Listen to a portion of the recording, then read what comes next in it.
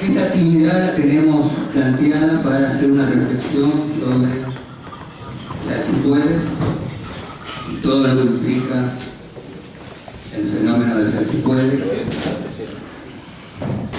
que muchos lo consideramos como uno de los primeros acciones, no la primera, pero una acción significativa del terrorismo de Estado. Y quiero hacer la reflexión de que la ubicación del museo en este lugar, que es la Casa Quinta de Santos, tiene que ver con estas historias. Cuando al museo le llegó la propuesta, bueno, instauren en el Museo de la Memoria en la Casa Quinta de Máximo Santos. Bueno, dijimos, es una buena oportunidad para vincular nuestra última dictadura con los otros episodios de dictadura, de terror de Estado, que nos remiten a los comienzos de la formación del Estado uruguayo. Entonces no es casualidad que el museo está instalado acá, porque podemos hacer ese vínculo entre la última dictadura y todos los demás episodios de dictaduras y de terrorismo de Estado, que aunque no se le llamaba así en aquellas épocas, pero sí, cuando lo analizamos desde hoy, vemos que eran acciones de terrorismo de Estado, ¿no? Y si nos remitimos a las cipuedes, vemos una acción clara de terrorismo de Estado, de una acción premeditada, pensada para exterminar a un sector de la población que era molesto por diversas razones al sector dominante de aquel entonces. También ubicamos esto en el contexto de lo que fue toda la conquista de un territorio como fue América, que no era América, que tenía otro nombre, que tenía otro nombre,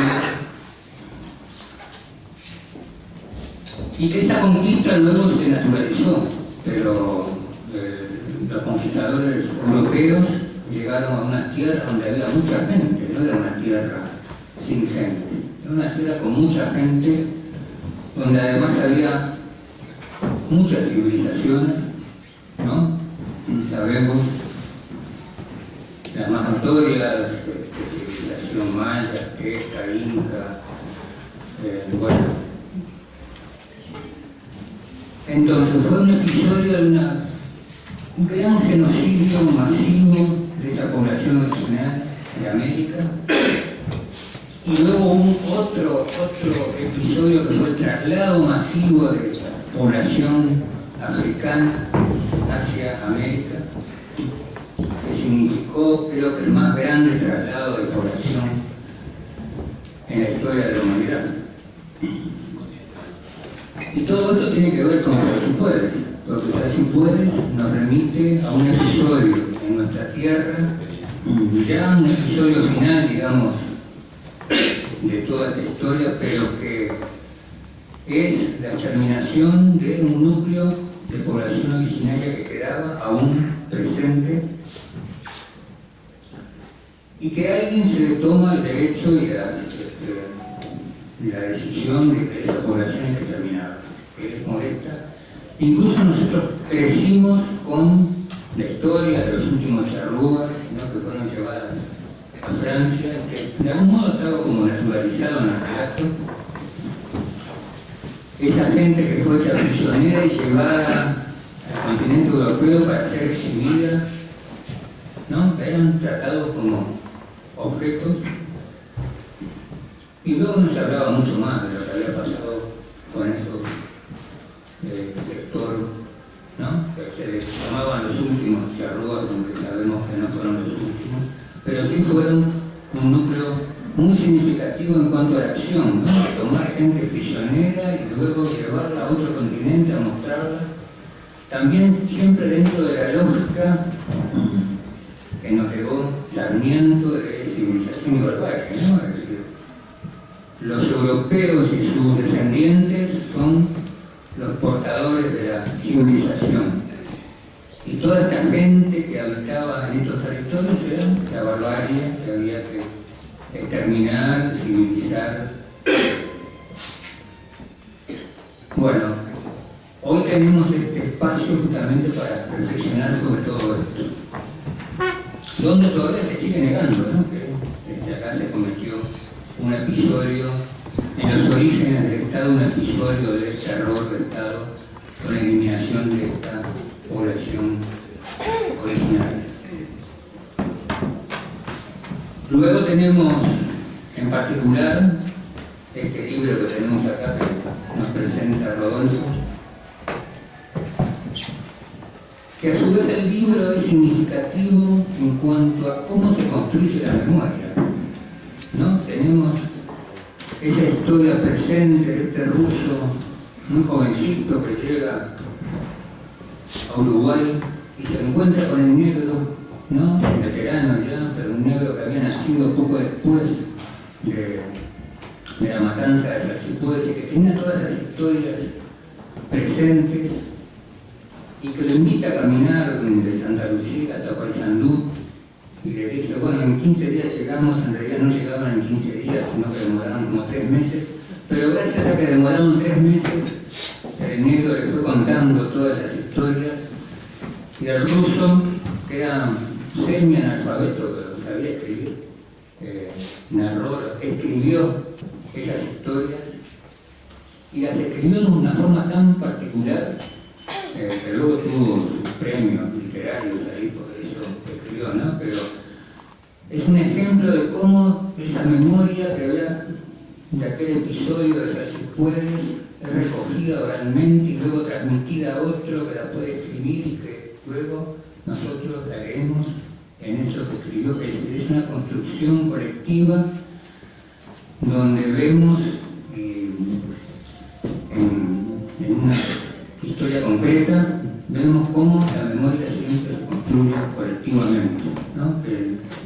Lo que a veces pensamos que es la memoria individual, en realidad siempre la memoria individual está llena de la memoria de otros que nos ayudan en esa memoria que nosotros pensamos que es individual, pero en realidad está cargada de otras memorias. Ese ejemplo que está en el libro es clarísimo de cómo se construye en general las memorias.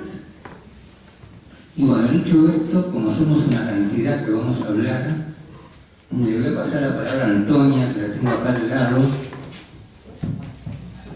Antonia, ¿estás ahí? Bueno, gracias a todos.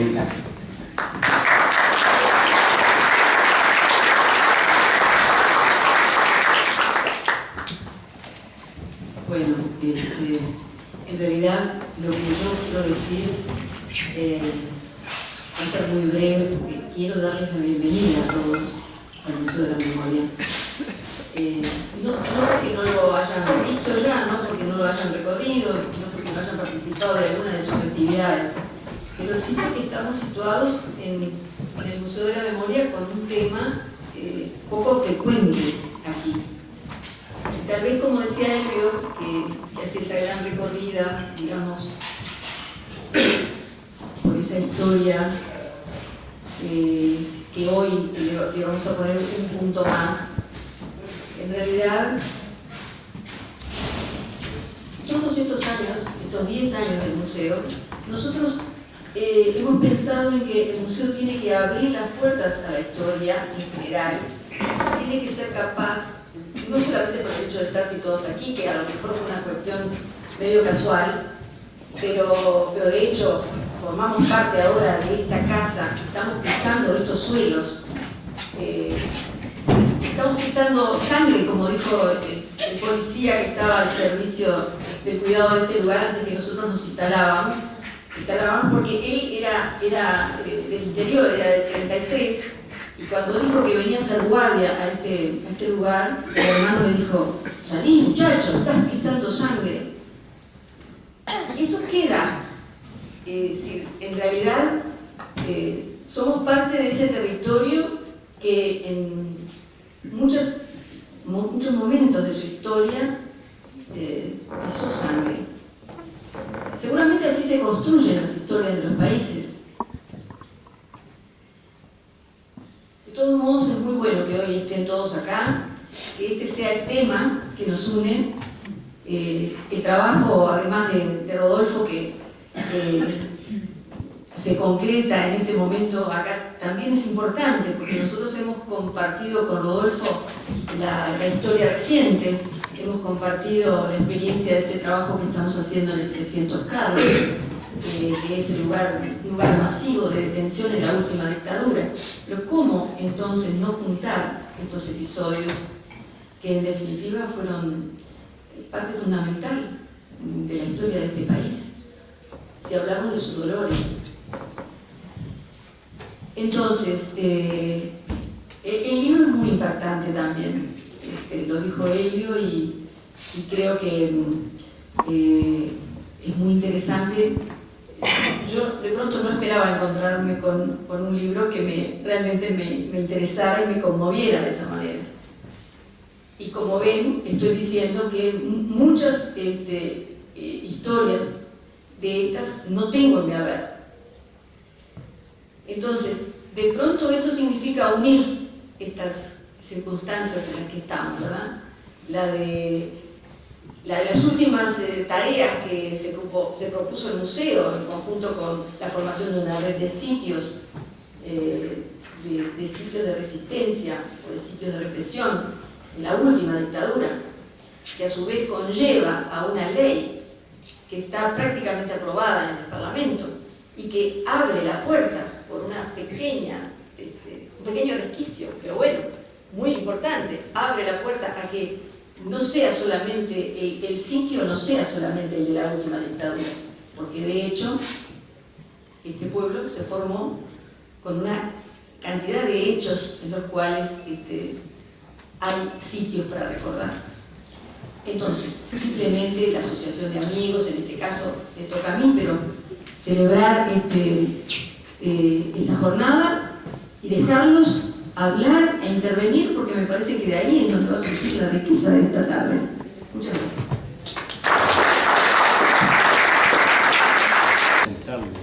Que cada uno se presente. Por el orden todos son conocidos. Por el orden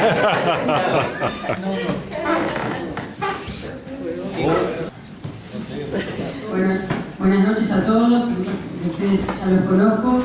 Bueno, yo soy Mónica Michelena, soy miembro del Consejo de la Nación Charrúa y de la Comunidad Charrúa Bajo de Villa Lago. Primeramente, qué compromiso ahora justo.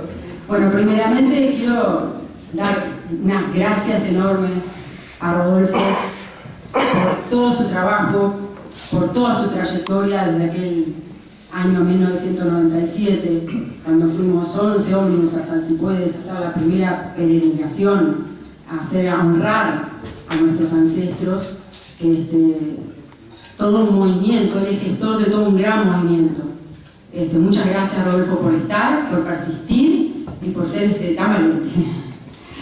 Porque hay que ser valiente. Para mí esa época, en la década del 90, haber sacado la investigación, dio luz, ¿verdad?, a un tema, fue pionero, ¿verdad?, en dar luz a un tema que, si bien ya en la década de los 80 ya había empezado a sentirse, ya después salía de la dictadura, yo diría que a partir de una obra de teatro, por lo menos en lo que concierne a nosotros mismos, los miembros de las distintas organizaciones, muy especialmente de acá de Montevideo particularmente, una obra que nos marcó, que fue San Cipuedes de Restucia.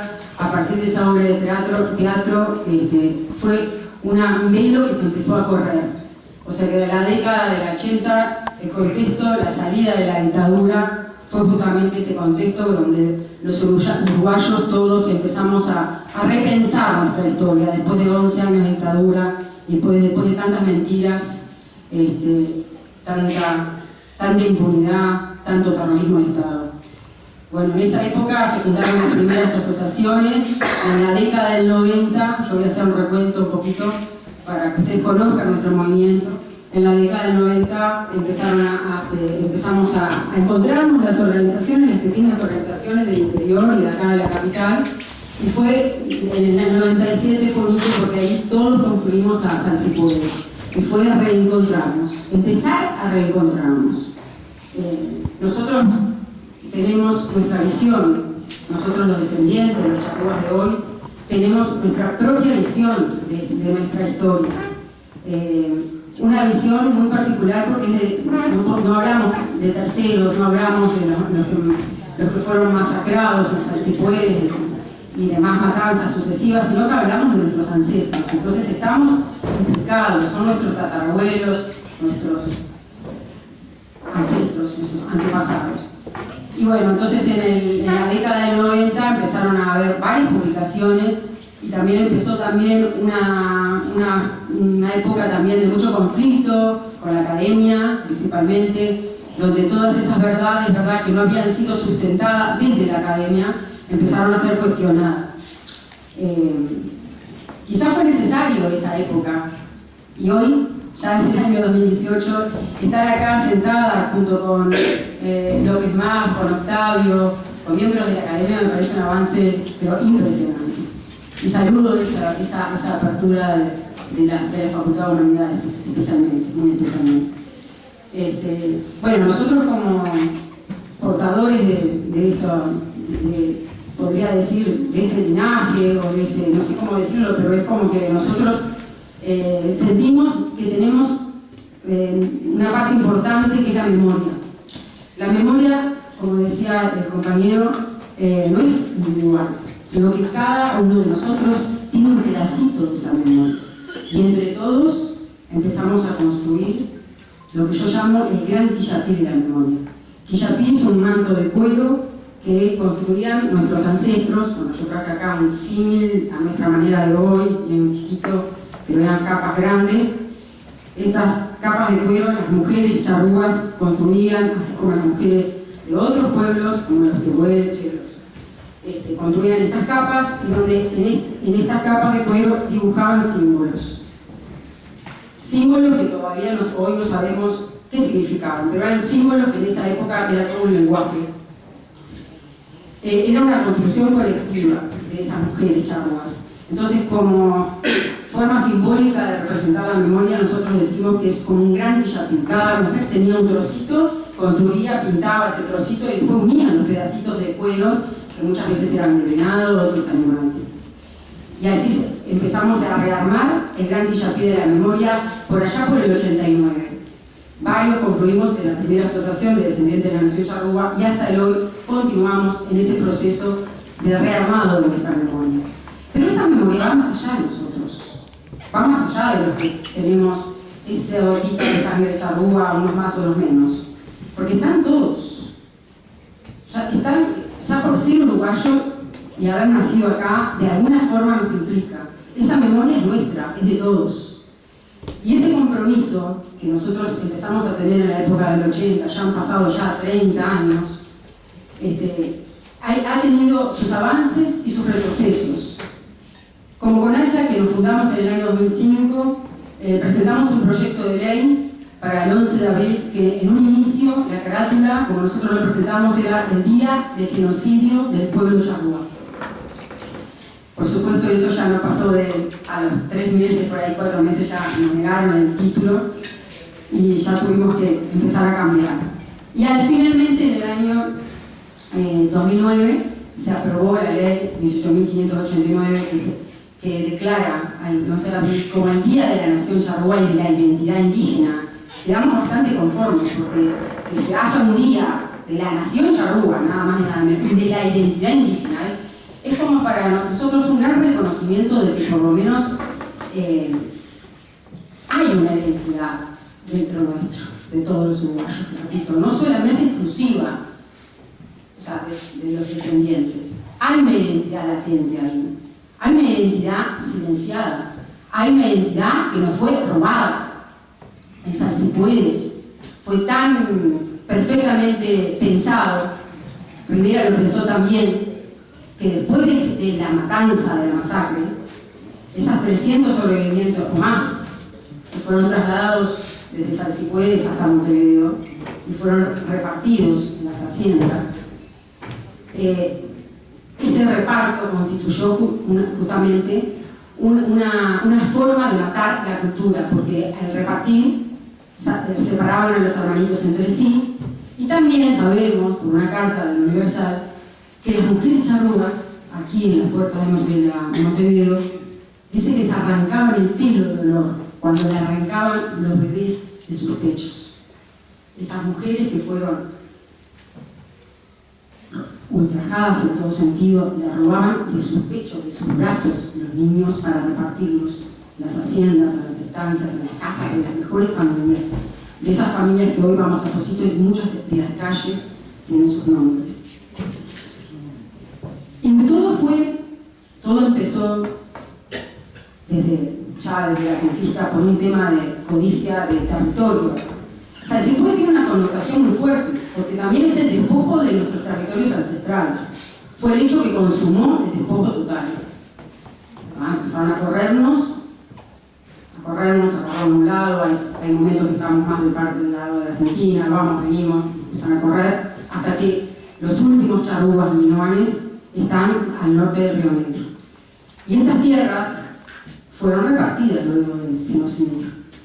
Entonces eso implica también empezar a contar y rever la historia de la propiedad privada de esas suertes de estancias que nos Rivera repartió.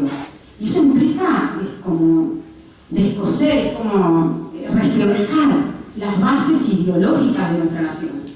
Así como el genocidio fue un genocidio constituyente porque Uruguay se funda en base a ese genocidio, también empezar a excavar, a rescatar todo esto y a visibilizar y dar luz implica justamente ese resquebrajamiento de esas bases, esa matriz ideológica que ha construido nuestra nación. Y eso es un movimiento muy fuerte. Y es por eso que ha sido retrasado, diría yo, porque el reconocimiento del genocidio que nosotros pedíamos en el 2005 todavía no se ha dado explícitamente. No se ha dado. No hay ningún presidente de la República que haya salido a decir que aquí hubo un genocidio.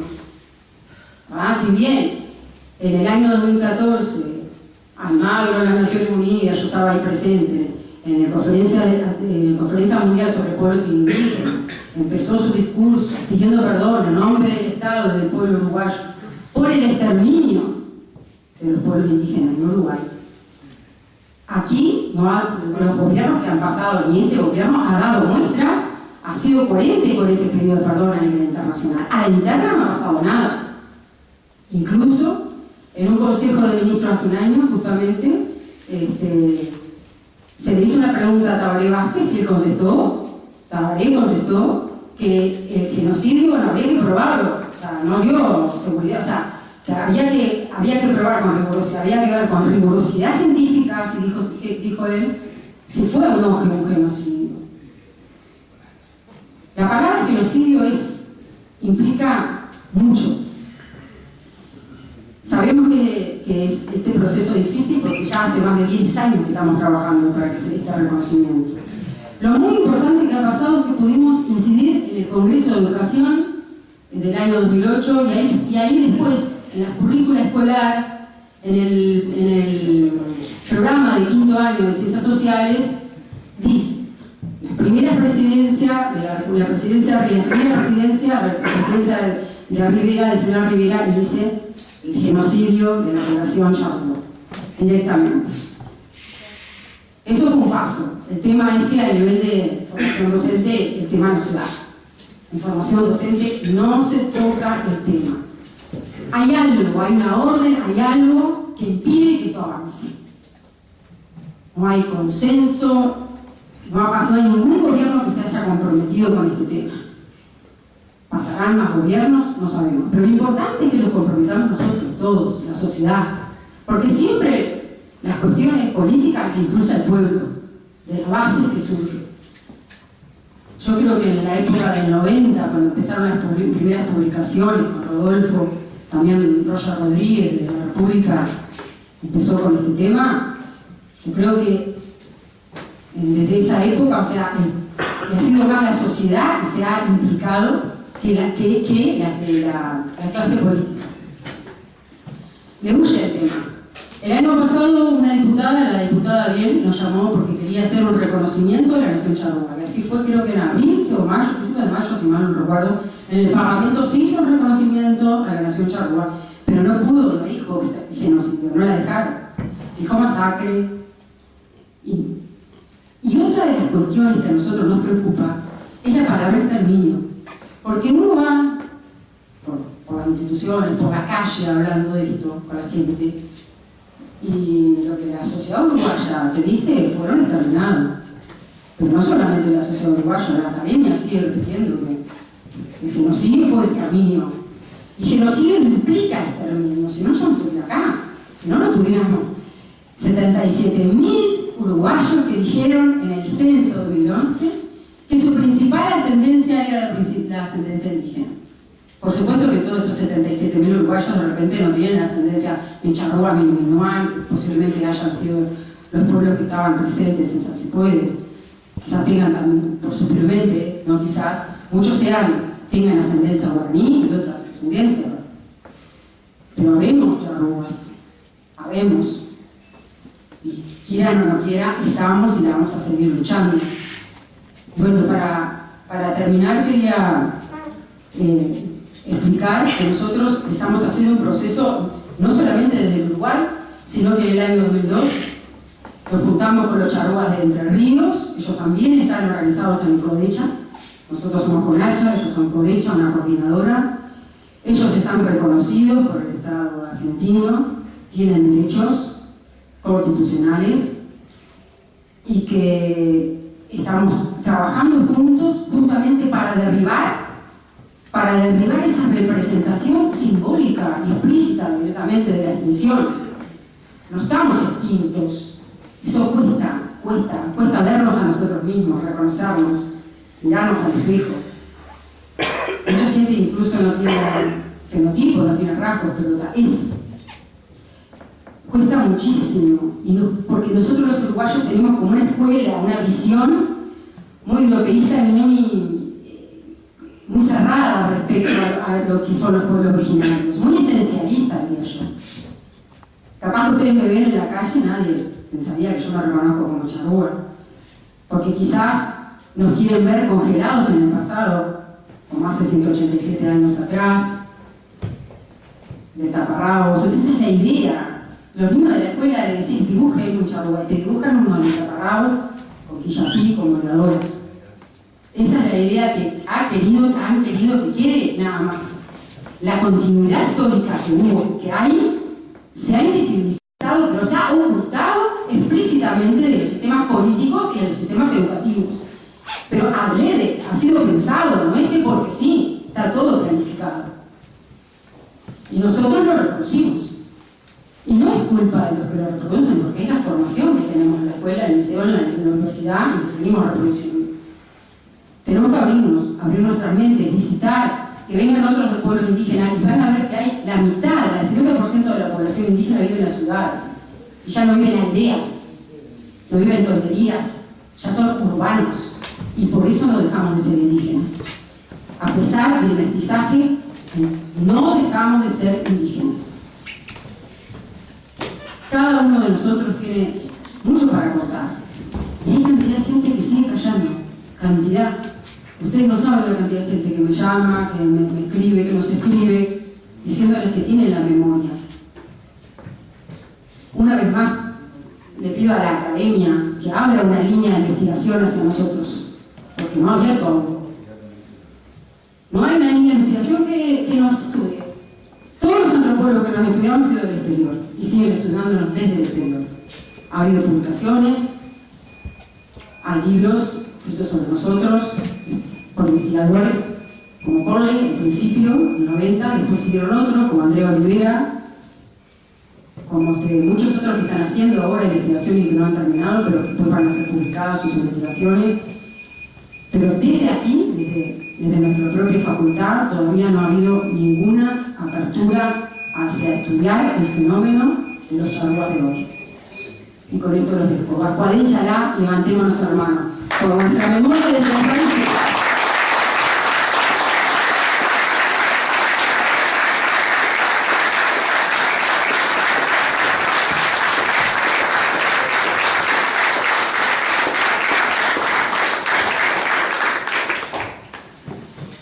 Bueno, es difícil, ¿no? Después que habla ella, está bravo. Bueno, vamos a presentar. Mi nombre es José Rodríguez, soy periodista y me crucé con esta noticia, con el correr de los años uno va buscando determinado tipo de temas y esos temas lo encuentran a uno y este ha sido uno de ellos. No olvido cuando leí las ediciones de la República de relatos al si puede de Porres, recuerdo los líos que se armaron en ese contexto, porque uno vinculado al gremio de la prensa sabía las cosas que estaban pasando, pero estuve trabajando ahí. Me crucé con Pizarro, con algunas investigaciones de Pizarro que generaban alguna polémica por descubrir aquellas cartas de Rivera que nadie quería encontrar y que estaban ahí, simplemente las tenían escondidas. Siempre me acuerdo, una de las cosas más terribles que yo vi en el Parlamento fue en la sesión de homenaje de primer devoto, que el senador García Costa dijo como simpatía que Pibel era una garantía para los gastos del Colorado porque los documentos que no estaban de acuerdo, Pibel los escondía. Y eso me pareció una cosa terrible, porque en definitiva se fue haciendo una historia oficial acordada según las conveniencias políticas de otra parte y el documento real no importaba. Yo siempre peleo por la verdad y creo que la verdad es, la historia puede ser, pero esa verdad es lo que hay que encontrar. Y la verdad duele para todos lados. Cada vez que encontramos una verdad no siempre lo que nosotros pensábamos que eran los buenos son tan buenos y no hay ni buenos ni malos, ¿no? Hay cosas crisis. El tema de Baimaka Perú fue otro de los temas que me convocó periodísticamente cuando andaban jugando con sus huesos y sus ADNs.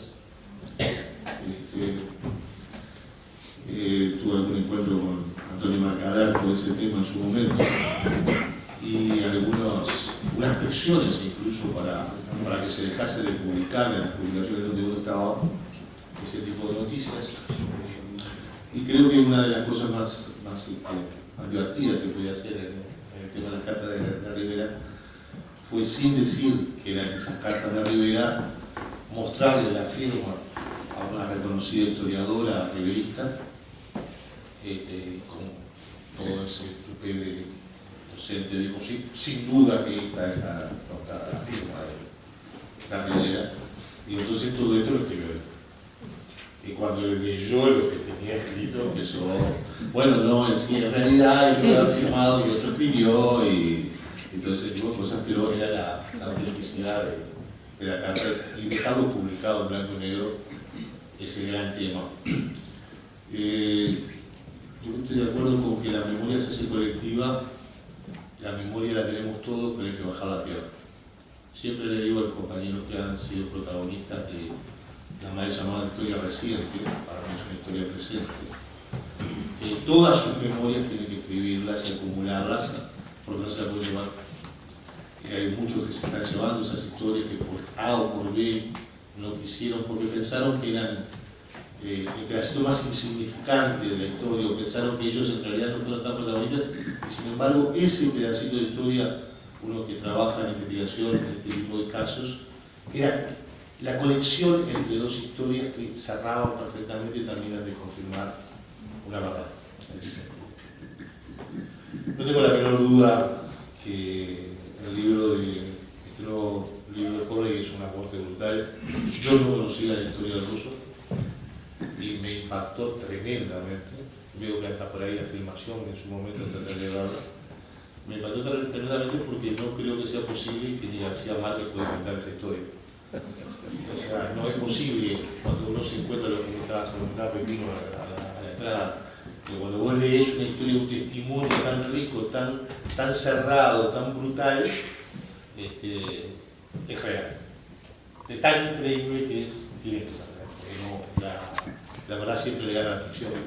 No es posible que la ficción le gane a la realidad. El tema de Saber si puede, sin duda, me trae a mí otra de las teorías que uno tiene, es el tema de la impunidad. Y o sea, se puede, como los genocidios de otros pueblos, como muchos amigos armenios, son impunidad.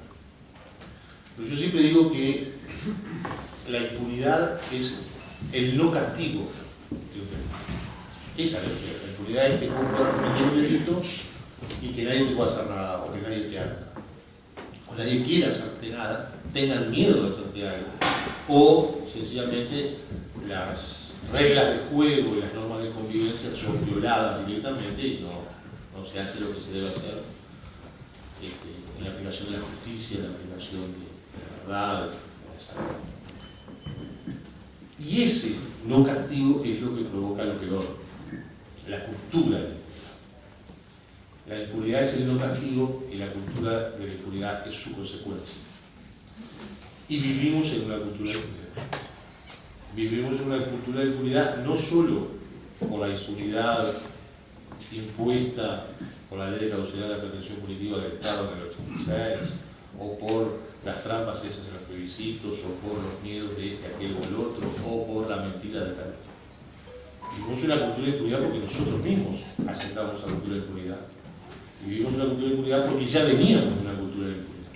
Una cultura de impunidad que tiene que ver con el genocidio Chaco desde el surgimiento de la nación uruguaya. Pensar que el nacimiento de la nación uruguaya es el intento de exterminio, que me encanta lo que dijiste, no están exterminados, el intento de exterminio y el genocidio de otra nación es terrible porque ¿qué pies? ¿Dónde estamos parados? ¿Cuál es la nacionalidad uruguaya, celeste, garracharrúa, etcétera, etcétera, que vamos a estar gritando en el mundial? Entonces yo también tengo que convencerme de que la cultura de la impunidad empieza en el espejo. La cultura de la impunidad está ahí enfrente. Cada mañana cuando nos miramos al espejo. Somos nosotros, con nuestras acciones, con nuestro pensamiento, con nuestros compromisos, con nuestro voto, los que asentamos o no asentamos la cultura de la impunidad. Somos nosotros la cultura de la impunidad. Y ese es un desafío que tenemos ante el espejo, al cual no le podemos. Entonces, al no meterle a eso, nos exige comprometernos, y nos exige comprometernos en todas estas líneas. Porque, ¿qué pasa?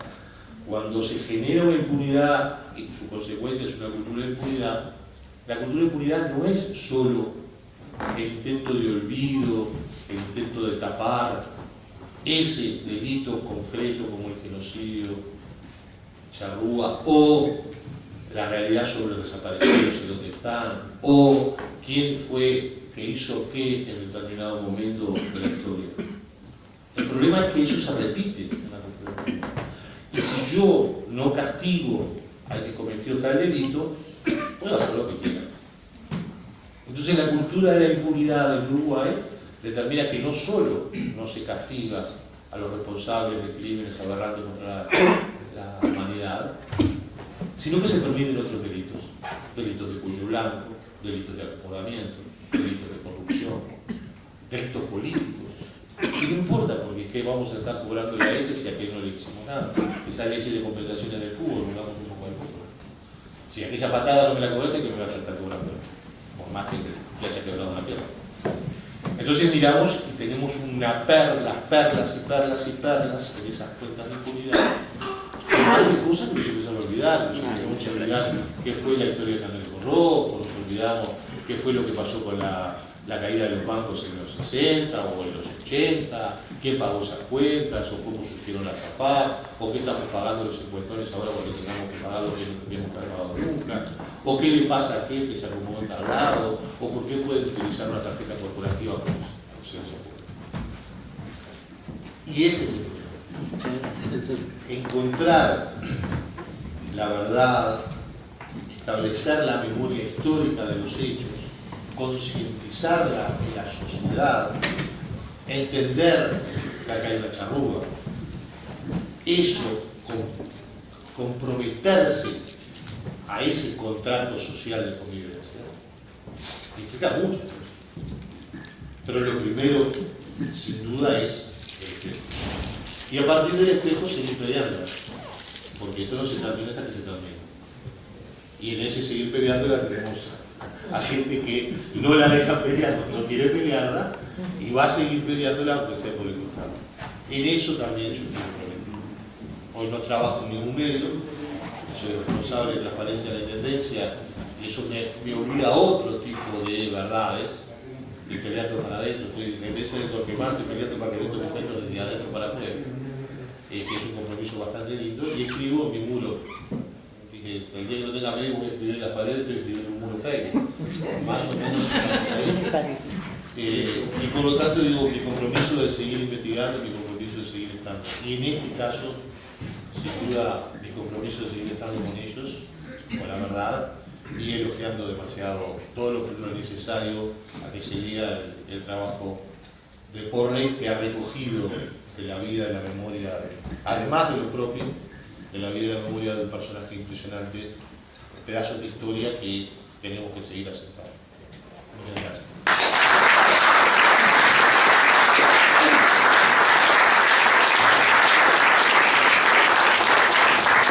Bueno, por eso. Bueno, buenas noches.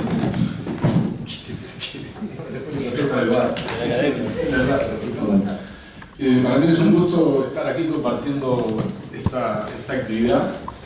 Durante mucho tiempo estos temas fueron apropiados por diferentes espacios de conocimiento y racionalizados en compartimentos estancos. Y creo de que el paso cualitativo en este tema que nos preocupa a todos, de rever nuestro pasado como nación, es una tarea de todos. La ciencia hace lo que puede y está bien que lo haga. Pienso yo, lo defiendo de mi negocio. Porque si decimos verdad y justicia, decimos verdad. Y la verdad es, claro, por otro lado tenemos el otro lado es que nos encargamos de deserotizar el arte y la historia. Pero bueno, cada uno, yo creo que la reciprocidad de todas las miradas es lo que enriquece el problema, que revela todos los lados que no se ven. Y memoria e identidad se instituyen en identidad recíproca, y memoria y olvido se instituyen en identidad recíprocamente. Y había mucho olvido, pero si empezamos a meter más memoria, un poco empezamos a compensar. Y es verdad que de repente pasó mucho tiempo, que esto estuvo en el cono de sombra, que estuvo en el armario, pero no es lo más importante todo el tiempo de que no se habló. Lo importante es que empezamos a hablar. Eso, por ahí tenemos la ilusión de que los uruguayos somos una nación como las otras naciones del mundo. Y a veces hay que echarnos más con el espejo, como dice Roger, porque hay que asumir que somos un país joven, que somos un país en construcción, que las narrativas oficiales, como decía Roberto Walsh, si hay una narrativa oficial, seguramente hay otra por algún lado, y es la que buscamos, y se sustituyen las narrativas. La historia hace fuerza, la sociedad civil hace fuerza, la academia arrima datos cuando la gente demanda veracidad, que hay que demostrar este tema, eran 20, eran 40, estos debates técnicos, bueno, vamos a ver, nos remangamos, no hay problema, no hay todo.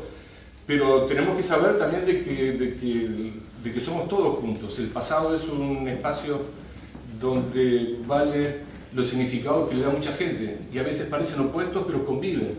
Y eso es el proceso de patrimonialización, de construir una memoria colectiva como algo propio, y que puede significar algo para él y para mí algo distinto, y al mismo tiempo conviven. Todos esos significados conviven. Y la razón por la que nos reunimos todos hoy es diferente. Si ella viene de un lado, Roger vio la luz prendida, tocó timbre, a mí me pasó algo parecido. Bueno, los que estudiamos antropología ya de entrada nos metimos en este túnel buscando saber un poco más de todo esto. Primero eso, quería señalar de que si vamos a denunciar un problema, vamos a denunciarlo en sus justos términos, no es el fin del mundo, no es que hemos sido traicionados, pero tenemos la posibilidad de cambiar. Esto es un país muy joven. Y que aquí hubo un proyecto político que fracasó, y está claro, y fue el de la homogenización. De pensar, es decir, fue una oferta de ese estado de bienestar, del vallismo, somos todos iguales, nos ponemos la túnica blanca todos, entonces nos vemos la ropa del pobre y la ropa del rico abajo. Somos todos iguales. Era una oferta interesante, pero evidentemente que esa oferta a una sociedad no le alcanzó. Es decir, no éramos tan excelentes. El ejercicio regular de la democracia representativa fue una ilusión, era el esqueleto y eso se rompió, y la gente salió a buscar cosas más auténticas dentro de sí. Y ese es el proceso que estamos viviendo. Estamos asumiendo la diversidad cultural no como un problema, como lo vio Valle, que la diversidad cultural era un problema y que había que homogenizarla y que había que ocultarla y proponer algo nuevo, decir, no somos una nueva generación, una nueva especie humana los uruguayos. Arrastramos los problemas que ha arrastrado la historia de la humanidad, el venir de vertientes culturales diferentes. Y en este tema hay muchas cosas que están allí complicadas, ¿no? El reconocimiento del genocidio, decir qué fue lo que realmente ocurrió, es un poco vergonzoso para un Estado, y el Uruguay va quedando solo, ¿no? Creo que Australia reconoció, Bachelet reconoció hace poco tiempo, si los Estados lo están haciendo naturalmente. Yo tengo confianza de que eso va a pasar. Me parece importante eso, de que cada uno buscando recuperar su lugar en la historia, otros echando un poco de luz, y de la diversidad más grande vamos a descubrir el capital social que es la diversidad. Porque ese proyecto de que éramos todos igualitos, todos homogéneos, bajados de los barcos y no de las pirámides, todos aquellos estereotipos se desaparecen rápidamente cuando se resquebrajan las viejas identidades, ¿no? Y pensaban de que éramos una Suiza, una metáfora que no resistió la segunda mitad del siglo XX. Y pienso que es importante también el hecho de que convivan las diferentes maneras de construir o de recuperar los elementos que conforman esta memoria. Y de la academia hacemos lo que podemos, pero hay montones de cosas que no han sido calificadas como académicas y sin embargo son fundamentales. La antropología misma ha tenido la necesidad de pegarse unas duchas con Aguajane en este tema y ha cambiado, ha asumido que lo que era un objeto de estudio es un sujeto de derecho. Y son cosas que han cambiado. Este tema se hablaba de otra manera antes. Hoy día el lugar en que está es este. Si no es más un objeto de estudio del pasado abstracto, que está en una pintura, que está en una anécdota, en un monumento, sino que es otra cosa. Y que nos ayuda a descubrir también, porque yo creo que hay eso de la extinción, como decía Mónica, la extinción, los dinosaurios se extinguieron, pero es muy hipócrita la hipótesis, la analogía de la extinción del niño aquí. No, hubo exterminio, no fue que hubo una explosión solar y se extinguieron como los dinosaurios. La responsabilidad histórica también es una cuestión que nos involucra a todos. Y creo que el Uruguay hay un problema muy grande estructural, y nos cuesta mucho pensar de que éramos un poco destacados en el contexto americano, pero sin embargo tenemos un racismo estructural y súper cruel, y es muy fuerte, ¿no? Y eso, insisto de vuelta a lo que decía Roger, es decir, de que cada uno de nosotros de alguna manera somos portadores de prejuicios. No solo somos un país joven con un montón de estereotipos que ya no aguantan más, se están desarmando, sino que somos un país a medio de colonizar. Nosotros pensamos que la independencia marcaba el fin de la colonización. Y no, para nada, nosotros seguimos colonizados, pensamos como personas colonizadas y estamos reproduciendo los estereotipos de la época colonial en muchísimas de estas cosas. Y aquí y eso es un análisis importante que también lo tenemos que hacer desde cada uno. Yo celebro el hecho de que estemos todos preocupados por esto. Nos interesó con Octavio participar cuando el proyecto de los lugares de memoria. Fuimos a pelear con la gente que estaba redactando la ley. Dijimos, no puede ser que los lugares de memoria sean únicamente para el pasado reciente. Si nosotros queremos censurar y pensar sobre los genocidios y de ahí sacar valores, reflexión sobre valores, me parece que las herramientas tienen que ser para todas las injusticias. No puede haber un lugar de memoria para el pasado reciente, un lugar de memoria para la Shoah, un lugar de memoria para el genocidio armenio, y al final el genocidio de los armenios no les interesa tanto el genocidio de los judíos no les interesan tanto los armenios, ni los judíos y los armenios son solidarios con el de los indios.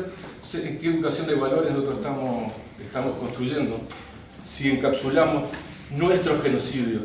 Entonces me parece que ahí también tenemos que reflexionar más sobre las herramientas que proponemos que están llamadas a resolver estos problemas, porque si largamos de herramientas imperfectas vamos a darle más imperfección al problema. Nada más digo que estoy muy contento de estar acá y de que se mezcle la ciencia con los testimonios familiares más profundos, con el arte, y que todos seamos capaces, en la medida de lo posible, de recuperar esa diversidad que nos va a enriquecer como nación. Gracias.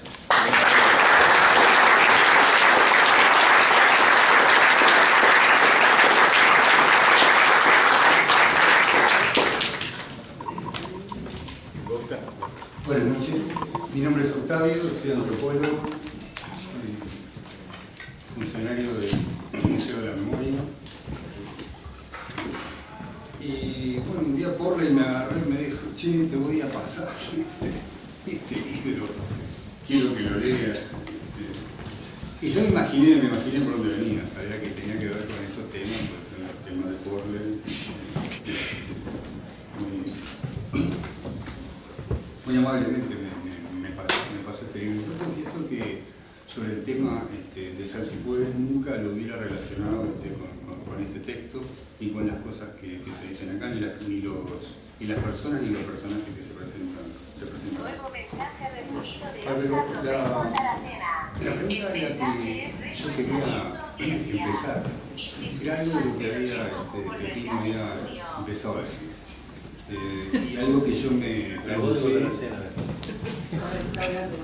¿Está empezando? Usted dice que está todavía... Dejate abierto el teléfono. No anda mal de la garganta por la voz, me parece. Yo también. Tiene una secretaria. Aprendí a hablar poco. Está conectado. Bueno. Está bien, no se te escucha. Quería empezar preguntando para qué sirve el pasado. Una pregunta que me hice como arqueólogo tardíamente, porque a mí la hice cuando terminamos casi la carrera. ¿Para qué sirve el pasado? Y el siglo lo pregunto, me parece que es una reflexión válida. Creo que el pasado en realidad no sirve para nada, el pasado sirve para pensar. Los términos que decía Pepino, nos sirve para pensar desde el presente, es decir, el pasado es una construcción del presente, es decir, la historia es algo presente, lo que decía Roger, la historia es algo que nos interesa como historia porque nos nos conmueve a partir de preguntas que se están haciendo ahora, es decir, de demandas que tiene nuestra sociedad en la actualidad. Entonces, en ese sentido, cuando agarré el libro de Porley, es decir, siempre una lectura es una relectura y siempre te agarra en el medio de otra lectura. De manera que yo estaba leyendo sobre el genocidio en la ex Unión Soviética y en Yugoslavia, de manera que fueron lecturas que dialogaban entre ellas, no exactamente igual, porque lo que sabemos del genocidio de la Unión Soviética y de la ex Yugoslavia, de Ruanda, es algo más próximo a de repente el genocidio argentino y los hechos del terrorismo de Estado en Uruguay. Yo estoy seleccionando estos términos porque creo que estos términos son el poder, es decir, estos términos son los que recubren la realidad que queremos explicar. Creo que estas palabras se fueron imponiendo trabajosamente. Es decir, creo que los estados nacionales son los que producen el discurso de la identidad. Esto es algo también que como arqueólogos nos preguntábamos cuando encaramos un pedazo de cerámica en las excavaciones. Siempre estaba la tentación de decir, ¿esta cerámica de qué grupo era? Charrúas, eran guaraní, ¿esta cerámica qué es? O esta punta de flecha, ¿esto de quién es? En realidad, creo que esa pregunta es como pregunta de válida para cualquier objeto. Todos los objetos están inscritos dentro de una circulación de materiales que tienen que ver con la producción de la conducta humana en la historia. Ahora, para algunos objetos hay preguntas mucho más exigentes. Una cosa es decir soy charrúa y todo el mundo queda, bueno, ¿cómo es eso? A ver, explícate un poquito, porque así, si a vos te preguntas, sos uruguayo, sos argentino, etc., entonces sacás tarjeta de crédito, visa, cédula, pasaporte, como si esto fuera algo real, en el sentido de que hubiera una especie de unión como metafísica entre tu identidad y esos papeles, esos cartones y plásticos. Es algo que está asumido, está producido políticamente y vos no cuestionás. Pero además algo peor, sirve como criterio de verdad. quienes no cumplan aproximadamente ese criterio, bueno, van a tener que arreglárselo de otra manera. No van a tener identidad. Van a tener, y ahí hay más palabras, ¿no? Hay siempre un arsenal así, ¿no? Van a tener etnicidad, que es otra cosa, es algo parecido. Una vez un antropólogo norteamericano me decía, todos tenemos etnicidad como de entrada, es decir, menos de eso es como así. Después de ahí tenés otras identidades, como si fueran capas. De manera que cuando encaré esta lectura de Porley y me encontré con los personajes que aparecen aquí, Pardo Sena, Estancó, y pude entender la estrategia del autor, es decir, utilizar ese recurso de la memoria, pero que aparece aquí como multiplicado. Es decir, por un lado, la memoria prodigiosa de estas personas, que explícitamente además lo dicen, y además la cantidad de tiempo que vivieron. Como decía él, y hoy más temprano, en algo así como unas 3 generaciones más o menos, o 4 generaciones, 3 generaciones, quedan muy cerca de lo que ocurrió digamos, en Salsipuedes en 1831. Debo decir también que como lector esas cosas me parece que son recursos válidos, pero que naturalmente a uno le asalta cuando lee estas cosas la fisonomía de la leyenda. No así cuando encarás la lectura de un manual científico de arqueología o un libro de historia, por ejemplo. Es decir, parece que ya uno está predispuesto, es decir, cuando ya en la tapa del libro vos identificás el género y ya te acomodás a entender aquello o como una historia o como una leyenda o como un cuento. Es decir, acá encontré todas esas entidades, encontré pedazos de cosas que podrían ser históricas, que se pueden reconocer así, cosas que son leyendas, cosas que son cuentos. Ahora, todo eso, digamos, cosido tiene un efecto. Ahora, ¿por qué todas estas cosas? ¿Cuál es el telón de fondo de esto? Me parece de vuelta que es el Estado Nacional. Es decir, yo creo que el Estado Nacional es lo que está de algún modo aludido en este trabajo. Es decir, si no hubiera habido un Estado Nacional capaz de producir todo el dolor que produjo en su parto y su nacimiento, como bien decía Mónica, todos los estados tienen lo que llaman genocidio fundante, todos, no solamente en Uruguay, es decir, en Italia, en Francia, es decir, porque son construcciones políticas que tuvieron determinadas características en su producción, en la etapa del capitalismo en que se encontraba, que tuvieron todas ellas que eliminar poblaciones que estaban asentadas allí para contar otra historia que pretendía mirar el mundo entero como un colectivo que no era otra cosa que la construcción de un gran mercado, ¿no? Ahora, estas historias que encontré acá, cómo las uno con el estudio de los genocidios, con el estudio del pasado reciente, con el estudio del terrorismo de Estado de Uruguay, que es lo que estamos trabajando ahora, qué cosas encontré. Y quiero leer apenas, son 2 renglones. Yo también tuve miedo de contar, dice Estankov, cuando le cuentan las historias de Pardo Sena.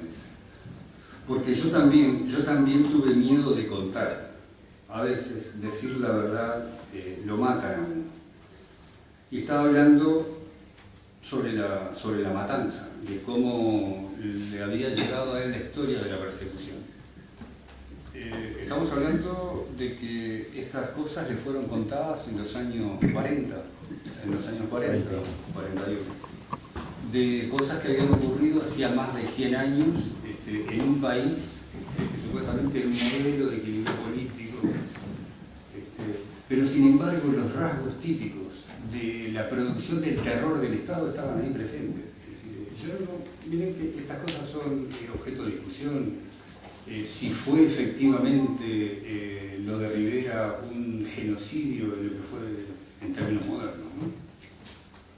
Si realmente fue terrorismo de Estado lo que hacía Rivera, esas cosas se pueden discutir. Otra cosa es cuestionar la existencia de los hechos históricos desde qué lugar. Es decir, las exigencias de la verdad, que decía Arroyo. No es que la verdad tenga un lugar, yo no creo que la verdad tenga un lugar más allá de quien ponga en práctica algo así como una caridad entre todos, que podemos llegar a decir que estamos diciendo la verdad. Es decir, estamos diciendo la verdad cuando nos pusimos de acuerdo. Es decir, no es que primero vemos la verdad y entonces como vemos la verdad nos ponemos de acuerdo. Es decir, en realidad el proceso es al revés. Y me parece que esa es la trampa del Estado Nacional, porque el Estado Nacional, entre muchas cosas, lo que intenta es la verdad. Entonces, si lo que vamos a hacer nosotros es sustituir una verdad por otra, probablemente estemos cayendo en un operativo similar, es decir, un operativo de autoritarismo. Entonces creo que esta verdad, si quieren, debería ser no de una, sino de muchas, y de mucha apertura. Entonces, si este genocidio de Salsipuedes, si estas muertes de Salsipuedes, masacres, esos actos bárbaros, pueden servir para algo, tienen que servir para pensar todos los genocidios, no pensar solo uno. En ese sentido creo que los años del terrorismo de Estado en Uruguay se estudian por lo mismo, es decir, no solamente por un conocimiento académico de los hechos en sí de lo que pasó, sino de cómo sirve para pensar el resto de los genocidios y pensar que no vayan a ocurrir más.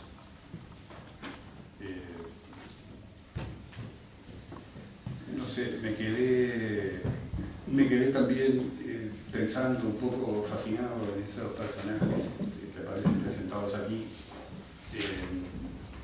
Porque a veces siento que no sé si sos vos el que está hablando. Tenés una manera de narrar en la que te vas tejiendo vos con los personajes y los que presentás, pero creo que creo que has logrado presentar esos grados. Es decir, creo que está por un lado el Pardo Sena, que está intermediado por Stankov, pero vos sos el que nos conduce a todos en esta narración, ¿no? Eso para mí, claro. Pero luego hay otros personajes, Clodomiro, y luego aquella otra pareja que están en el monte con la vieja. Ahí está. Eso me pareció de esas cosas que sí que son conmovedoras porque tienen poco espacio en lo que nosotros conocemos como historia. Se acercan más a los contornos de una leyenda, de un cuento, pero que no dejan de decirnos que también el conocimiento científico se produce así. Es decir, también el conocimiento se produce así porque si la ciencia es una tarea colectiva, no hay afuera de la ciencia.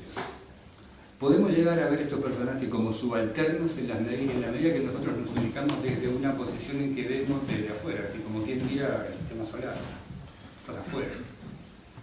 Ahora, si, como se ha dicho ya acá de sobra, podemos superar esa visión tradicional de la ciencia y vamos hacia algo más de tipo colectivo e inclusivo, entonces no hay afuera de la ciencia. Es decir, estamos todos mirando desde el mismo presente político la resolución de problemas que demanda la sociedad. Y creo que estamos todos metidos en un problema. Creo que Pepino, Arroyo, todos tenemos claros en esto. Es decir, acá no solamente es conocer la verdad de lo que pasó en Salsipuedes, sino que estamos siendo interpelados hoy por un problema. Acá las indias que fueron conducidas a Montevideo, eso es una suerte de traslado de refugiados. Es decir, eso está pasando ahora en Siria. Es decir, los problemas del genocidio, no por adquirir ribetes históricos exóticos, dejan de ser actuales. Bueno, me quería referir por último a eso. Muchas gracias.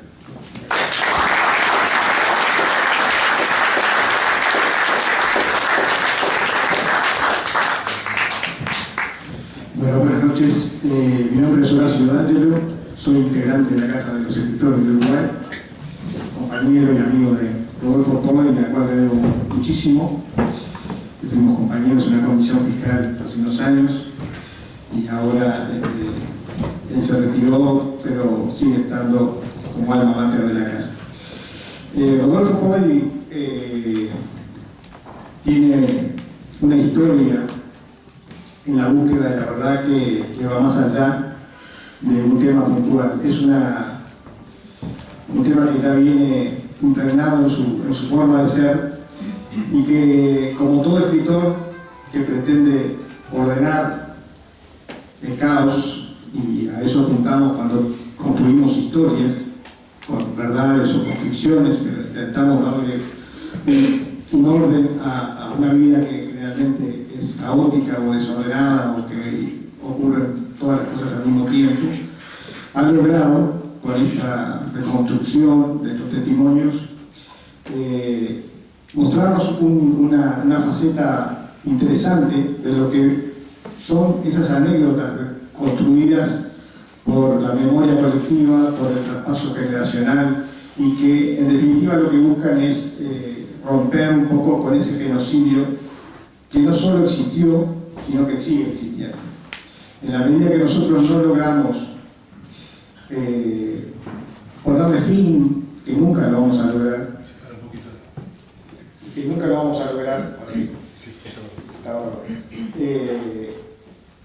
el hecho sustancial, lo que ocurrió en 1831, en el 30, en el 29, no empezó en el 31, el 31 fue tal vez el episodio más importante, pero continuó a través de la historia. Y yo le voy a leer esta pequeña reflexión, que seguramente ustedes la conozcan, que dice así: no hemos heredado de ese pueblo primitivo ni una palabra de su precario idioma, ni aún un recuerdo benévolo de nuestros mayores españoles, criollos, jesuitas o militares, que invariablemente los describieron como sus enemigos, en un choque que duró más de 2 siglos y los enfrentó a la sociedad hispano-criolla que sacrificadamente intentaba asentar familias y modos de producción para incorporarse a la civilización occidental a la que pertenecemos. Eso no se escribió hace 200 años. Eso fue dicho por Sanguinetti en el 2009, 8 días después de que se celebrara el Día de la Nación Charrúa. O sea que el genocidio no es solamente la matanza, o el exterminio, o el sacrificio, o la barbarie. Es también la construcción colectiva y fundamentalmente la justificación de una historia repetida una y mil veces que nos ha llevado a creer que nosotros, por suerte, nos sacamos de encima a los charrúas. ¿Sí? Crecimos con esa idea, los descendientes europeos. Y yo podría decir, bueno, yo no tengo nada que ver porque mis tatarabuelos vinieron en 1890. Sí, pero si de repente no hubieran exterminado a los charrúas, no hubieran venido. Yo soy consecuencia de ese genocidio. Y una vez que nosotros identificamos la idea de que eso existió y que persiste en el tiempo, si no hacemos nada, nos convertimos en cómplices. Somos una sociedad cómplice que acepta y que mira para el costado y que celebra el 11 de abril, pero que después tiene 364 días donde no hace mucho. Si nosotros reconocemos la existencia de esa injusticia y no hacemos nada, como decía Roger, nos miramos al espejo y miramos para el otro lado, en cierta medida, y en muy buena medida, seguimos siendo partícipes del genocidio. Y más allá que el genocidio y la palabra genocidio haya sido inventada o creada en 1933, creo que fue por ahí, en referencia al genocidio armenio, el hecho es que el exterminio, la desculturización, la marginación, la negación de la existencia de una raza regional primitiva y ancestral, que luchó por la independencia del país que hoy tenemos, que dieron su sangre al servicio de Artigas y que 10, 15, 20 años después fueron sacrificados de la peor manera. Esa constatación, que para mí es fundamental tenerla clara, todos los que estamos acá y los que no estamos acá, tiene que ver con la desconstrucción de esa historia oficial. Esa historia oficial que pretende minimizar, como citaban a Pivet de Voto, que decía, bueno, lo que no estamos de acuerdo no lo ponemos, etc. Y darle la relevancia, no solamente decir, ah, sí, hubo un genocidio, sino transitar el camino de la reconstrucción, del reconocimiento de los charrúas como parte nuestra de la sociedad, esa sociedad multicultural que somos, y a su vez la recompensa de darles el lugar que se merecen. Acá yo no creo que el tema, y dime Mónica que discrepe un poco contigo porque no tengo por qué hacerlo, pero le voy a decir, no me importa mucho que se reconozca la palabra genocidio o no.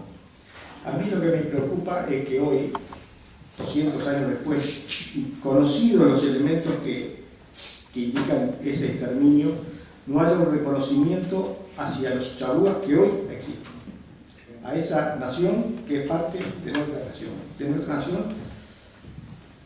culturalmente diversa. Y creo que el aporte que hace Rodolfo Porley, y fundamentalmente el aporte desde el testimonio de un ruso, porque no es un charrúa, es un ruso que toma la posta y transmite lo de Pardocena y las vivencias en el Quepay, reflejan ese grado de injusticia que va más allá de la reivindicación del charrúa que quiere sus tierras ancestrales. Acá hubo una injusticia tremenda y sigue existiendo esa injusticia.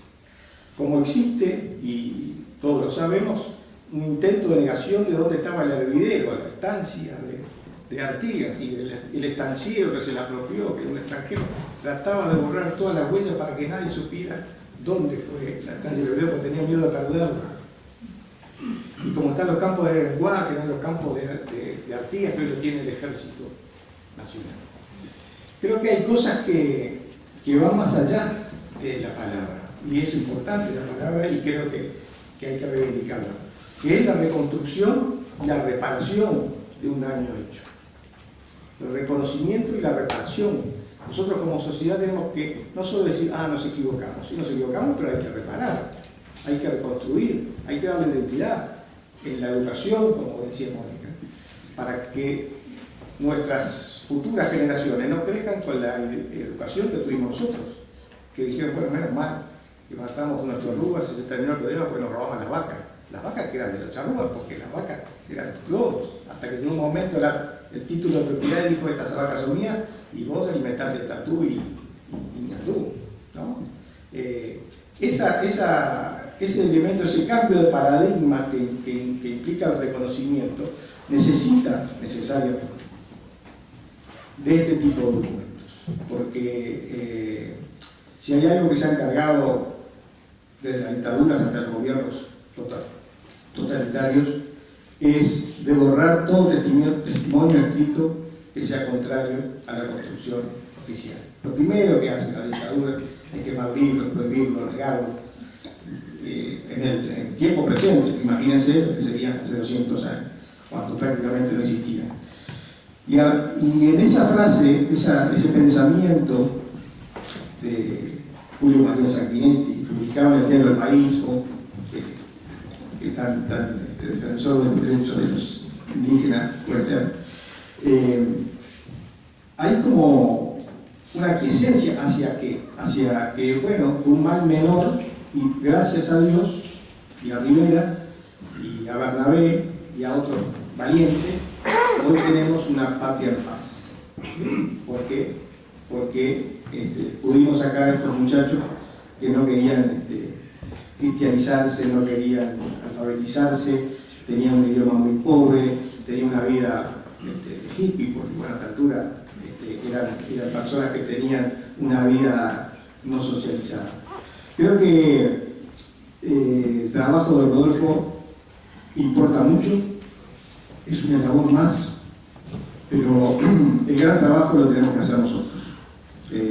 Reconocer la existencia de un exterminio, de un genocidio, de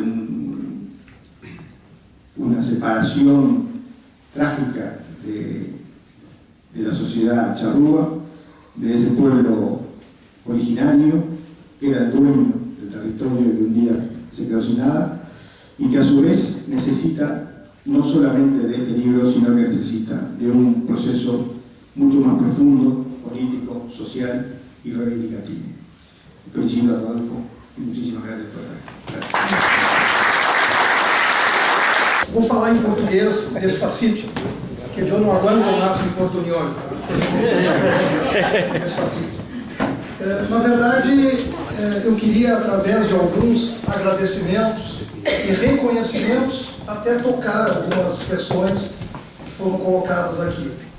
Então, em primeiro lugar, eu estou entre amigos, realmente entre amigos. Né? Eu tenho uma ligação muito forte com o Uruguai, muito forte, de muitos anos.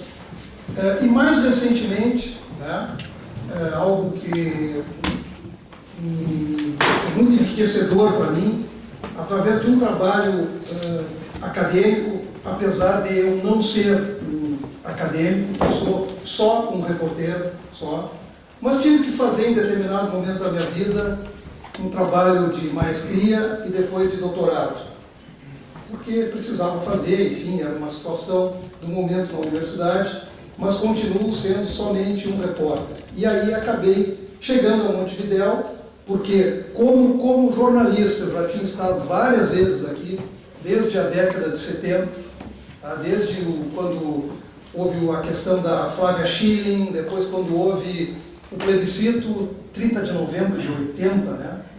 Então eu sempre tive essa ligação, e lá pelo ano 2000, né, eu chego aqui em Montevidéu, e aí o primeiro agradecimento, o responsável primeiro por eu estar aqui foi meu amigo Efraim, né, com quem foi a primeira pessoa com quem tive uma ligação, e a partir do Efraim, né, eu conheci aquele senhor ali, Rodolfo Porley, porque eu me lembro que Efraim me falou de um jornal, meu trabalho era sobre a ditadura uruguaia, né? E conversa vai, conversa vem, o Efraim me fala de um jornal chamado Majoria, que era sueco-uruguaio, assim, assado e tal, e eu digo, bah, como eu gostaria. Eu pensava que esse Porley já estava morto. Como gostaria, como precisaria conhecer, que pena que eu não consigo. Não, pero vive. Prudêncio Aspe Velho. Fui a sua casa e me encantei com a história. Se esse meu trabalho tem algum valor, é um valor assim de ter me encantado como jornalista com o tipo de trabalho que esse jornalista fazia, e ao mesmo tempo esse outro amigo aqui, que são os Pelés do jornalismo, melhor, os Dídias do jornalismo, né, ou os Soares do jornalismo, combativo, né, engajado. Eu aprendi muito com eles, porque eu, como jornalista, agora também estou aprendendo com meus amigos aqui do Folon, né, que são jornalistas combativos, lutadores. Eu trabalhei muitos anos na chamada grande imprensa, né, no pior do que pode ter na grande imprensa. Todo mundo já ouviu falar na Rede Globo, né? Trabalhei muitos anos lá tentando fazer o trabalho mais honesto possível, e a partir, né, especialmente a partir do momento em que eu conheço um jornalista como o Roger, depois eu conheço um jornalista como o Rodolfo, isso foi uma virada na minha vida profissional, e aí eu parti muito mais para esse jornalismo combativo, engajado, quixotesco, eu diria, muitas vezes, né? Porque eu me considero e sou chamado lá, não, tu está sempre fazendo coisas quixotescas, e é o que me dá alegria, né, e é o que eu tenho orgulho de fazer hoje em dia. Então eu tenho, a partir desses agradecimentos, né, de tocar nesse ponto. Aí o Porley, né, me convida, me invita porque é meu amigo, né, porque eu estou numa mesa aqui com arqueólogos, antropólogos, os maiores jornalistas aqui, então eu tenho muito mais que escutar do que falar, né? Mas estou sempre aprendendo aqui. Mas O Porley já sabia desse trabalho que fez sobre a questão desse genocídio, e isso é interessante, já que estamos no momento de Copa do Mundo, né? Talvez aconteça um moscouzaço agora, né? No final, imagina um moscouzaço no Maracanaço, e agora um moscouzaço no final da Copa do Mundo. 8-1 para o Uruguai contra o Brasil, para superar a Alemanha, né? 8-1. Bom, eu digo aqui que sempre teve para os brasileiros, sempre que um time de futebol brasileiro ou a seleção brasileira joga contra o Uruguai, isso é que me bateu assim, né? Sempre se fala, agarra charrua. Os uruguaios, então, de pô, que lindo, que país assim que tem esse reconhecimento, né? Agarra charrua, os bravos charruas, puxa vida, cara. E aí eu começo, né, a me interessar mais pelo assunto, que realmente não é, claro, tenho ideia do que aconteceu aqui, pesquisei mais do século XX para cá, mas algum conhecimento evidentemente tinha, mas não assim tão profundo agora, ao ler o trabalho do Porley, a pesquisar outras questões sobre a questão charrua. Então eu achei que era tudo lindo, que todo mundo tinha muito orgulho, que todo Uruguai dizia, no, antes de uruguacho, sou charrua. E não, né? E aí me salta aos olhos algo que li, que somente agora no último censo, né, mais gente se diz, não, eu sou tetraneto, tataraneto de charrua. Então isso é algo que vou sempre aprendendo, graças a esses meus amigos, a essas vindas aqui em Montevidéu. Então, assim, o que eu posso prometer para vocês, dentro desse meu trabalho hormiga, como se diz, trabalho quixotesco, vou levar para sites brasileiros, vou escrever sobre isso, sobre essa questão charrua, que acho muito bonita, acho pouco reconhecida, não é? Mas, mais uma vez, está o nosso amigo Porley ali, a cavar isso aí e trazer essa temática tão forte, tão cara a vocês todos, né? Aqui também quero agradecer ao Elvio, que já tinha me aberto em outra ocasião as portas do museu, numa das minhas vindas aqui, fazendo um documentário. Esses documentários que eu faço que nadie mira, que nos livros nadie lê, eu continuo fazendo, né? Me abriu as portas e quero agradecer. É a terceira vez que venho aqui. Me emociona muito estar aqui nessa casa da memória aqui, né? Me emociona muito mesmo. Estou muito feliz de estar aqui com vocês. E para encerrar, né, queria, é uma broma, mas sempre tive muito carinho por Mônica. E vou pedir perdão agora, perante todos os amigos aqui, porque uma vez, não sei se ela lembra, acho que sim, não puedo olvidar isso, estive aqui hace, não sei se 10 anos, e invitei Mônica, outras senhoras e vários amigos, estava Porley, estava Roger, para um almoço em um restaurante muito elegante de Montevidéu, El Cosmopolita, pero cuyo apodo era El Vômito. Então eu queria agora, na frente de todos os amigos aqui, pedir perdão para a Mônica e dizer, essa sim tem uma garra, charrua, porque comeu El Vômito e está cá linda como sempre.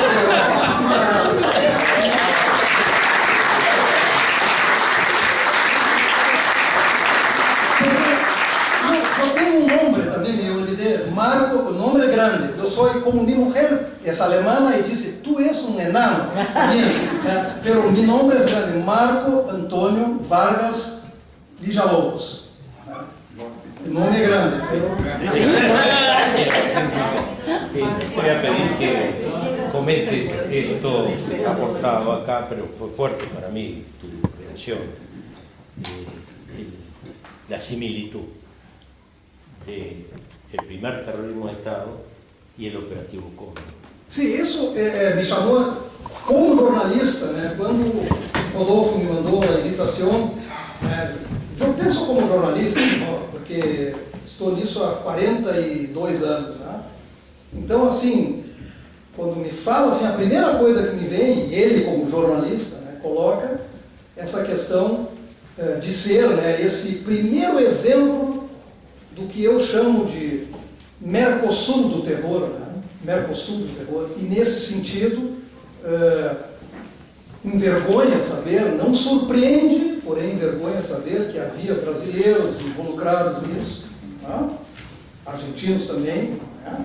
Isso, bom, quem sou eu, pero los pido perdão por isso, porque isso é uma lástima. Então essa visão que o Rodolfo tem, e acho também, e gostaria para terminar mesmo de saudar, né, essa abertura que os acadêmicos estão dando, porque às vezes existe uma certa desconfiança. Eu tenho um pé muito mais forte no jornalismo e um pezinho na academia. Às vezes há uma certa, não digo desconfiança, mas não, periodista, porque eu sempre digo que o historiador é alguém que vê, para o historiador tudo é novo, né? Tudo, não, precisa de 50 anos, é alguém que mira as horas em um calendário. E o periodista é alguém que mira as horas em el ponteiro de segundo. Não? Claro, então há esse choque, mas eu acho muito bonito, acho muito enriquecedor que haja essa convergência, né, que está começando muito forte, né, com essa abertura dos senhores acadêmicos e com esse trabalho feito por jornalistas aí, como o Rodolfo e como o Roger. Acho excelente isso e acho que realmente é uma grande titular de jornal, né, de diário, né, o primeiro operativo Cóndor de Cono Sur. Né. Aí temos uma das titulares mais impressionantes que eu conozco, que mostrava sempre em classe, que era "Não é ditadura", não? Essa de marcha. E aí temos uma outra titular hermosa. Bueno, Diego.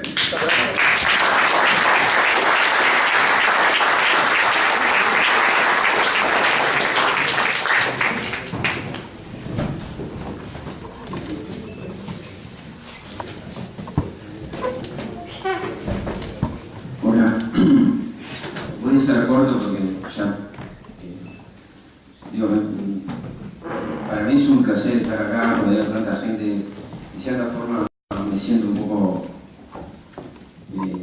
apabullado porque yo soy ingeniero químico y trabajo en medio ambiente, soy músico, trabajo en la banda sinfónica de Montevideo y hay como un peso de conocimiento.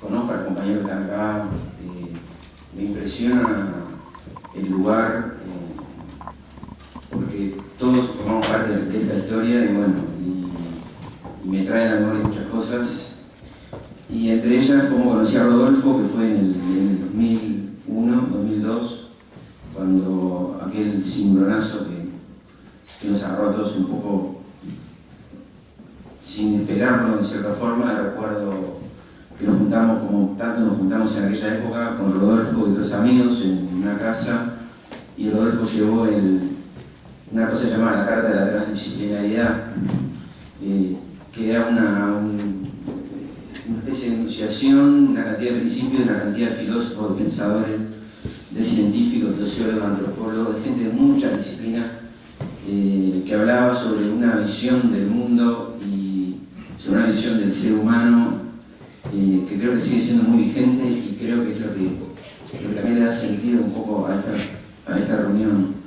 Recuerdo que esa carta hablaba de que el ser humano no podía enfocarse en un solo lugar, que había que mirarlo desde varios lugares, que no había una versión única, que la patria del ser humano era la tierra.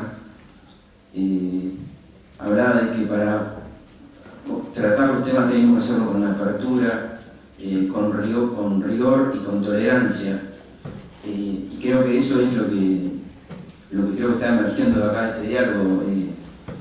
Creo que hace falta el rigor para poder convencer y hace falta la apertura para entender a los que piensan diferente a nosotros y la tolerancia para poder convivir.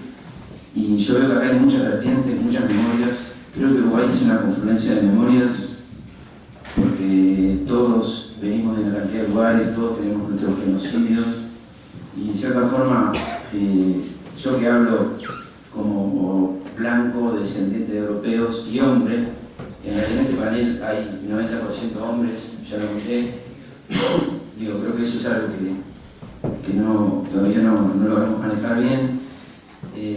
Pero bueno, me siento un poco como agradecido también, porque yo veo a los compañeros acá que son descendientes de los charrúas, y bueno, en realidad agradezco el lugar, porque la memoria de ellos es una memoria de territorio, es una memoria de pertenencia de otro tipo a las memorias dispersas que tenemos los que descendemos de a veces europeos, en el caso mío también desciendo de rusos, de ucranianos, y cargamos con muchas historias que están muy buenas y que dan también sentido al futuro, porque todo esto que estamos hablando acá no puede transformarse en una carga para que quedemos un poco estancados, porque también la memoria es un tema en disputa, así como la verdad es un tema en disputa.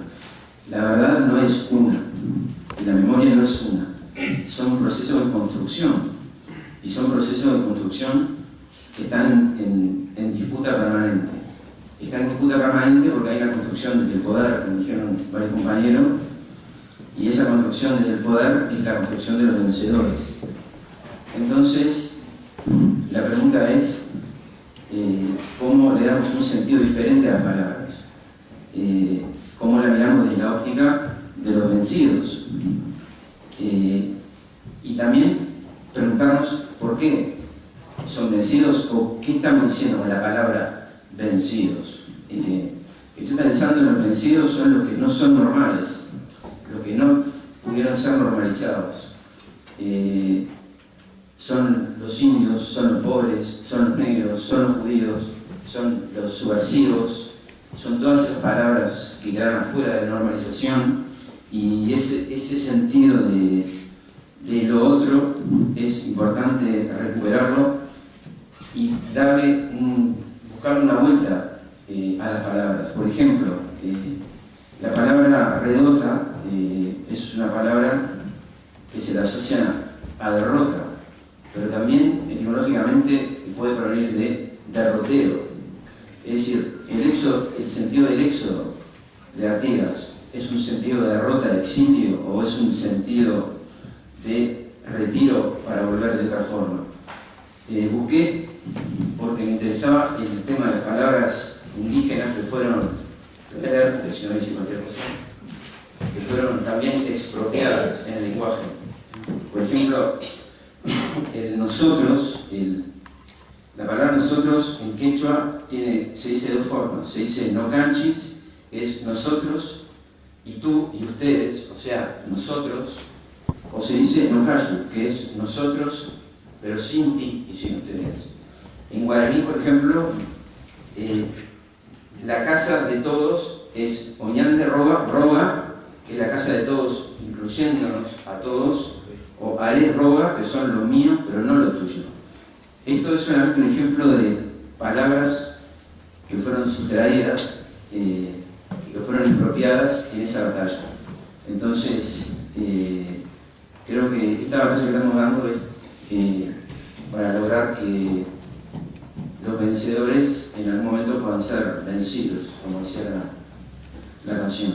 Así que bueno, muchas gracias a Rodolfo, gracias a todos, y bueno, a seguir luchando cada uno del lugar. Muchas gracias.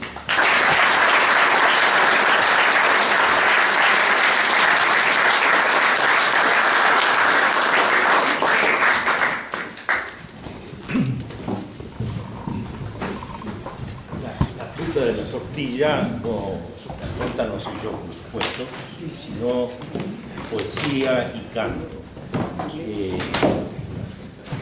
Pero si ustedes conceden, les vamos a pedir que al final nos cierren con una vibración más simpática que la nuestra, que a Miguel Olivera, escrito que tiene 2 poemas para compartir o más, ¿sí? Y al grupo Bajo de Inchalá, encabezado por Mónica, hay varios miembros acá, hay niños de la comunidad, eso es hermoso. ¿Les parece entonces que yo cierro con algunas palabras y pasamos a la parte, la otra sensibilidad? Porque viene directo es representativo de la Casa de los Escritores, y Miguel también es un luchador de densidad histórica y también ha contribuido a este museo, como tantos otros que sobrevivieron la dictadura, a la cárcel. Él tuvo 12 años y nos trae ese otro tipo de testimonio que la casa también arrima. Pero lo otro, que ustedes verán, es el triunfo más hermoso frente al culturicidio. Lo proclamamos cuando creamos APUES contigo, el ámbito Proceso Uruguay Entero Sur, en 2007 en la Casa del Escritor. El día fue la primera organización cultural de la sociedad que tomó el Día del Patrimonio intangible y lo hizo vibrando con poesía, y no cualquier poesía sacada de la sangre, el engaño y el olvido. En esos pocos vocablos, esta garra de verdad encontraron y nos están brindando un pequeño gran himno que espero que todos compartamos. Pero yo quiero agradecer profundamente y significar algo obvio, pero hay que decirlo. Está pasando algo muy alentador en la sociedad uruguaya, y en parte que Pepino y algunos compañeros lo han aludido, que no es casualidad que esta riqueza de aportes diversos, esta convergencia con una vibración ética maravillosa, se de acá. Pero es la primera institución pública, este Museo de la Memoria, que convoca.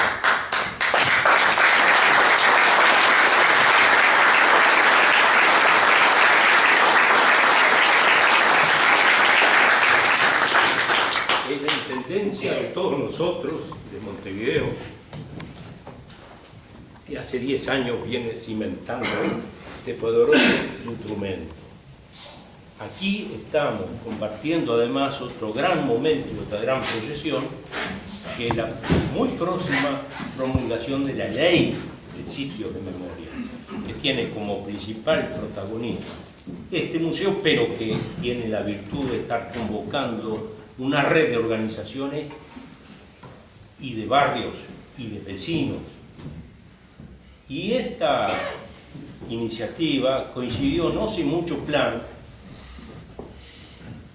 con que necesitamos también dar las bases y la justificación y la comprensión de que vamos a llegar hasta las raíces en esta memoria, que vamos a seguramente aproximar una gran proyección del memorial que existe sobre los charrúas activistas desde el año 2005. Todo este proceso en algunos materiales está publicado, pero hay una gran virtud de la sociedad civil que empezó ahí en la ruta de los charrúas, que ya en sí mismo es un nombre ganado por una ley para lo que vincula varios pueblitos del sur de Paysandú hasta Catucurá, de Guichón hasta Catucurá. Ahí se han movido los vecinos con creatividad, con una impronta ética, primero porque hasta riveristas participaron desde el comienzo, porque había esa tolerancia, ese respeto, porque la impronta ética está predominando sobre todo lo demás, y es la que nos convoca a nosotros y nos da la fuerza, sin duda. Pero el memorial que reproducimos en la invitación es de una potencia conceptual maravillosa, abierta a muchos significados del pensamiento y la filosofía de las culturas profundas en América. Más allá, como pasa en toda creación artística, más allá a veces de lo que había pensado el propio autor. Bien, seguramente vamos a organizar algunas visitas colectivas a esa zona y para darle proyección nacional a ese memorial que todavía está regionalizado y no conocido.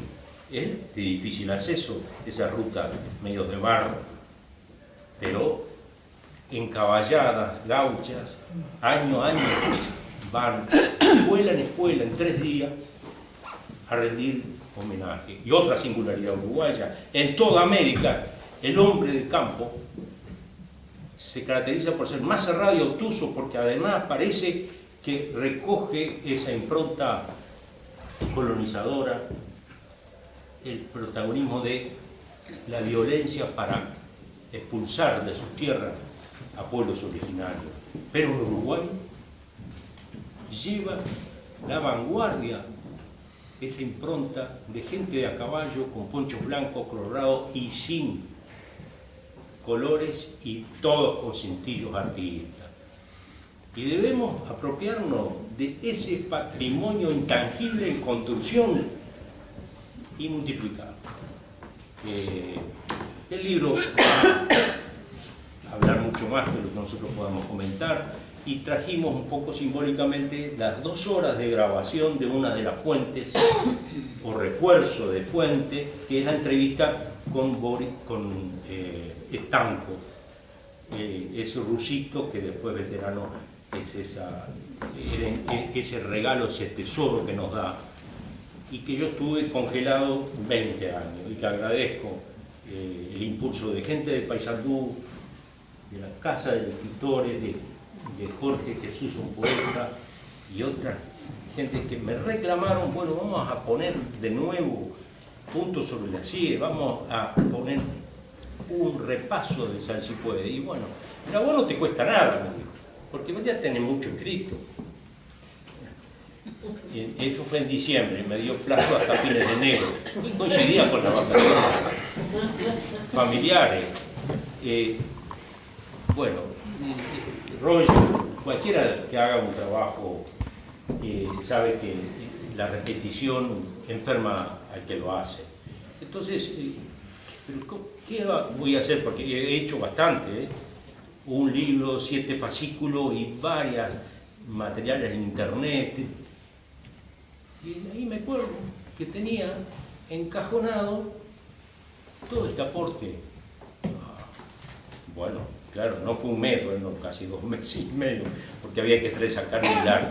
Y gracias al apoyo de mi familia, la paciencia y la confianza de esos sanduceros que recomendaron la imprenta modesta y que crearon un espacio inicial en la quinta feria del libro departamental, sintiendo orgullo que la propia fuerza, los hechos y las memorias que estaban ahí mismo en el centro de Paysandú tuvieran una presentación en una feria que siempre venía de afuera, la creación a veces importante, enriquecedora, pero esto fue un refuerzo muy grande.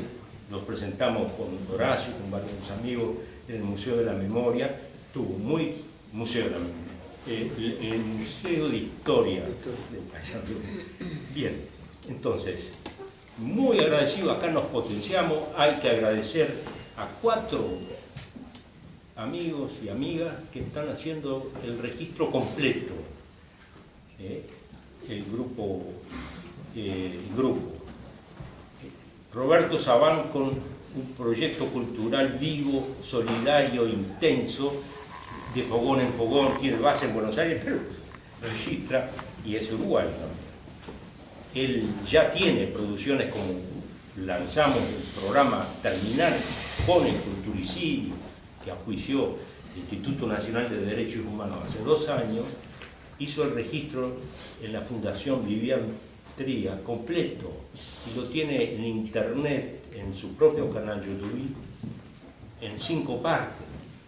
Y van a encontrar ahí materiales muy interesantes, como por ejemplo los de Mónica Sanz, de antropología biológica, todo esto que venimos comentando, cómo salta también con el aporte científico la evidencia del destrozo cultural que nos hicieron ignorando que 1/3 de uruguayos, 1 millón actualmente por la vía del ADN, tiene combinaciones de ancestros de las culturas originarias.